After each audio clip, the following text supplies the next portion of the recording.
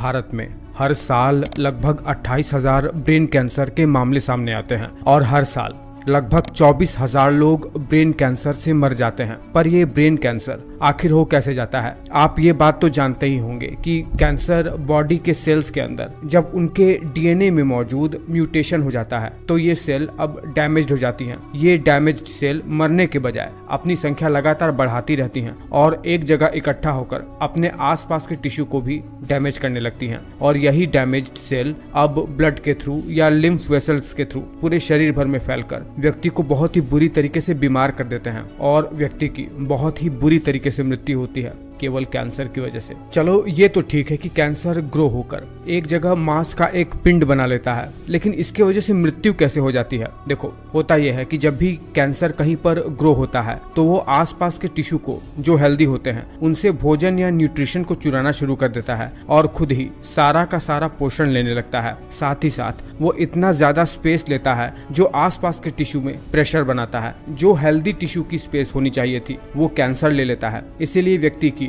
माल nutrition की वजह से और इनफ स्पेस न मिलने के कारण से हेल्दी टिश्यू मर जाती है और व्यक्ति की मृत्यु हो जाती है। देखिए, ब्रेन कैंसर में क्या होता है, आपको बता दें कि ब्रेन न्यूरॉन से मिलकर बना हुआ होता है। न्यूरॉन जो सेल्स हैं वो कभी भी डिवाइड नहीं होती हैं और डिवीजन जैसी कोई भी क्रिया न्यूरॉन के अंदर देखी नहीं जाती हैं। इसीलिए याद रखिएगा, न्यूरॉन के सेल कभी भी आपको कैंसरस नहीं मिलेंगे, यानी न्यूरॉन कभी कैंसरस नहीं हो सकते हैं। लेकिन आपको बता दें कि ब्रेन में केवल न्यूरॉन नहीं होता है, ग्लियल सेल्स भी होती हैं। इसके बारे में मैंने आपको पहले बता रखा है। ये न्यूरॉन को पोषण देने का काम करती है। न्यूरॉन कभी भी पोषण डायरेक्ट नहीं ले पाता है। जब भी उसे पोषण लेना होगा दिमाग को यानी न्यूरॉन को, तो पहले ये सारे के सारे पोषण ग्लियल सेल के पास जाएंगे और ये ग्लियल सेल न्यूरॉन को पोषण देते हैं। ये ग्लियल सेल हमारे ब्रेन के अंदर 6 तरीके के होते हैं: astrocytes, oligodendrocyte, microglia, ependymal cell और पेरिफेरल नर्वस टिश्यू के अंदर 2 प्रकार के ग्लियल सेल पाए जाते हैं जो हमारे आसपास के हाथ पांव में होते हैं नर्व। उनके अंदर एक होता है स्वान सेल, एक होता है सैटेलाइट सेल।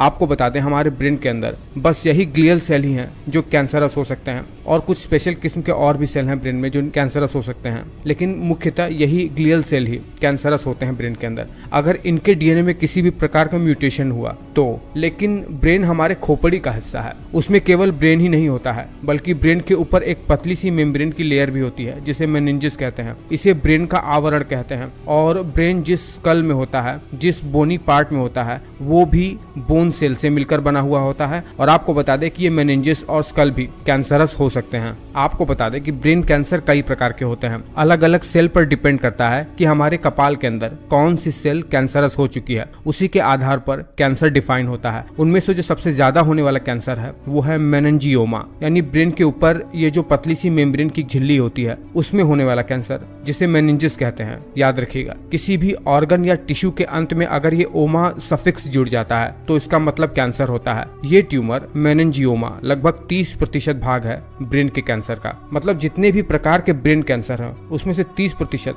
केवल यही मेनिंजियोमा होता है। उसके बाद दूसरे नंबर पर ग्लियल सेल वाले कैंसर होते हैं जिसे ग्लियोमा के नाम से जानते हैं। उसके बाद बता दें, हमारे ब्रेन के अंदर कुछ स्पेशल किस्म के सेल भी पाए जाते हैं, जैसे हमारे पीनियल ग्लैंड में पाए जाने वाला पिनियलोसाइट, उसमें भी कैंसर हो सकता है, लेकिन ये बहुत ही रेयर है। और पिट्यूटरी ग्लैंड में भी एडिनोमा नाम का ट्यूमर हो जाता है जो कि नॉन कैंसरस ट्यूमर होता है, मेनली एपिथेलियल पे होने वाला ट्यूमर। कुल मिलाकर ब्रेन ट्यूमर कई प्रकार के हो सकते हैं। जितने भी हमारे स्कल के अंदर सेल पाए जाते हैं उसके आधार पर तय होता है कि कौन सा ब्रेन ट्यूमर है। सबसे ज्यादा मेनिंजेस में होने वाला कैंसर होता है। अब अगर किसी को ब्रेन ट्यूमर है तो उसके सिम्टम्स क्या क्या होंगे? सबसे पहले तो सुबह सुबह उठते ही उसको हेडेक होगा, दौरे पड़ने लगेंगे, कुछ भी समझने में दिक्कत होगा, पर्सनालिटी में बदलाव होगा, कमजोरी, किसी भी प्रकार के सेंसेशन को समझने में दिक्कत होगी और व्यक्ति बैलेंस नहीं बना पाएगा। इसका डायग्नोसिस सीटी स्कैन, एमआरआई और ब्रेन की बायोप्सी हो सकती है, जिसमें क्या होता है कि ब्रेन के टुकड़े को काटकर इसका अध्ययन किया जाता है।